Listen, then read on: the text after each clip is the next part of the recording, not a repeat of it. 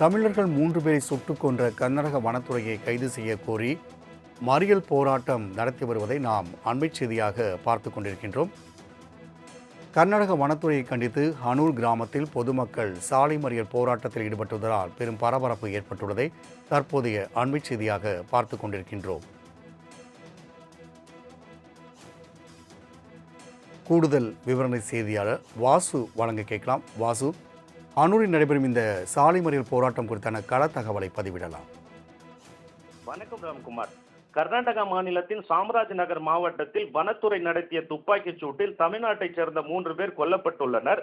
சுட்டுக் கொல்லப்பட்டவர்கள் வேட்டையில் ஈடுபட்டதாகவும் அவர்கள் ஆயுதங்கள் வைத்திருந்ததாகவும் கர்நாடகா வனத்துறை அமைச்சர் ராமலிங்க ரெட்டி பிபிசியிடம் தெரிவித்திருந்தார். இதில் வனத்துறை அதிகாரி ஒருவர் படுகாயமடைந்ததாகவும் கூறப்படுகிறது. சாம்ராஜ் நகர் மாவட்டத்தில் ஹானூர் தாலுகாவில் உள்ள சத்தியரியமங்கலம் பீட் பகுதியில் இந்த சம்பவம் நடந்ததால் ஹானூரில் போராட்டத்தில் தொடர்ந்து ஈடுபட்டு வருகின்றனர். நேற்று இரவு தொடங்கப்பட்ட போராட்டம் விடிய விடிய போராட்டத்தில் ஈடுபட்டு வந்தனர். தற்பொழுது ஞாயிற்றுக்கிழமை கூட என்று பாராமல் போராட்டத்தில் ஈடுபட்டு வருகின்றனர். ஆனூர் நகரில் தற்போது பதற்றம் நிலவுவதால் ஆனூர் நகரில் காவல்துறை பாதுகாப்பு வலயத்தில் கொண்டு வரப்பட்டுள்ளது. ஆனூரில் உள்ள வனத்துறை அதிகாரி அலுவலகத்தையும் சுற்றி பாதுகாப்பு பலப்படுத்தப்பட்டுள்ளது. இவை எல்லாம் இருந்த போதிலும் வனத்துறை அதிகாரிகள் அந்த இடத்திற்கு வராதது மேலும் பல சந்தேகங்களை எழுப்புகின்றது. ராம்குமார். வாசு, தமிழர்கள் 3 பேரை சுட்டுக் கொன்ற கர்நாடக வனத்துறையை கைது செய்ய கோரி மறியல் போராட்டம் நடத்தி வருவதை நாம் அண்மைச் செய்தியாக பார்த்து கொண்டிருக்கின்றோம்.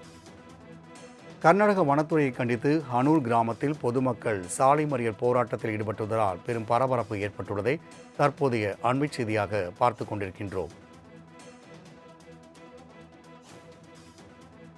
கூடுதல் விவரணை செய்தியாளர் வாசு வழங்க கேட்கலாம். வாசு, ஹனூரில் நடைபெறும் இந்த சாலை மறியல் போராட்டம் குறித்தான கள தகவலை பதிவிடலாம். வணக்கம் ராம்குமார்.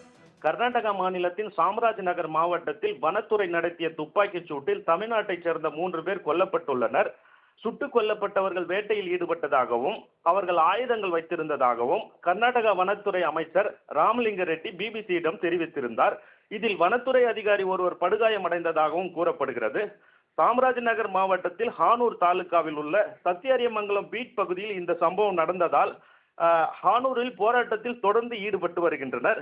நேற்று இரவு தொடங்கப்பட்ட போராட்டம் விடிய விடிய போராட்டத்தில் ஈடுபட்டு வந்தனர்.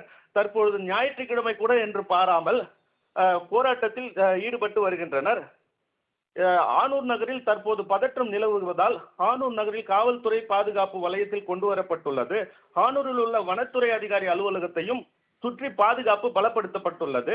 இவை எல்லாம் இருந்த போதிலும் வனத்துறை அதிகாரிகள் அந்த இடத்திற்கு வராதது மேலும் பல சந்தேகங்களை எழுப்புகின்றது. ராம்குமார். வாசு.